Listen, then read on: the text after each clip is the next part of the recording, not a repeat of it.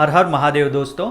तो आज हम शिव पुराण के छठे और सातवें अध्याय के बारे में जानेंगे, जिसमें हम समझेंगे कि शिव पुराण की कथा कैसे की जाती है और उसमें कौन कौन से नियमों के पालन किए जाते हैं। तो चलिए महादेव का नाम लेकर इस वीडियो की शुरुआत करते हैं। तो भक्तों, यहाँ पर सूत जी कहते हैं कि हमें शिव कथा किस तरह करनी चाहिए। तो सबसे पहले हमें घर पे ज्योतिषी को बुलाना चाहिए, फिर उनसे एक मुहूर्त निकालना चाहिए कि शिव कथा करना कौन से योग में सबसे उत्तम है। फिर यथाशक्ति अनुसार उन्हें दान दक्षिणा भी अवश्य देना चाहिए।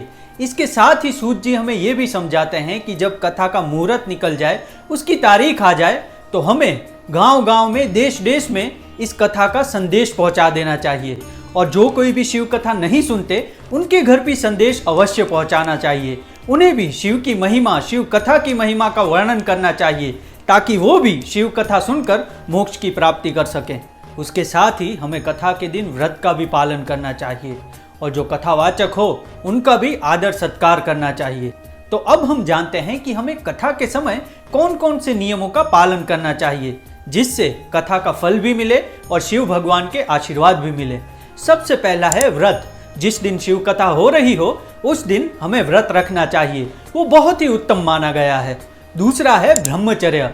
उस दिन हमें शरीर भी शुद्ध रखना चाहिए, यानी कि विशेष रूप से ब्रह्मचर्य का पालन करना चाहिए। तीसरा, मांस, मदिरा, प्याज और लहसुन, इन सब को तुरंत ही त्याग देना चाहिए। चौथा और सबसे विशेष, जब भी हम शिव कथा सुनते हैं तो उस कथा को हमारे जीवन में भी उतारना चाहिए, जिससे हमारा जीवन सुखी और संपन्न बने।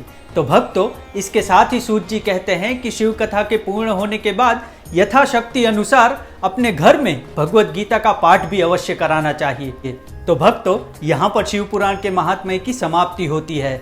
तो कल हम विद्वेश्वर संहिता के पहले अध्याय से शुरुआत करेंगे। तो आपको ये वीडियो अच्छा लगा हो तो चैनल को सब्सक्राइब करके अवश्य जाइएगा। मिलते हैं कल विद्वेश्वर संहिता के पहले अध्याय के साथ। तब तक हर हर महादेव।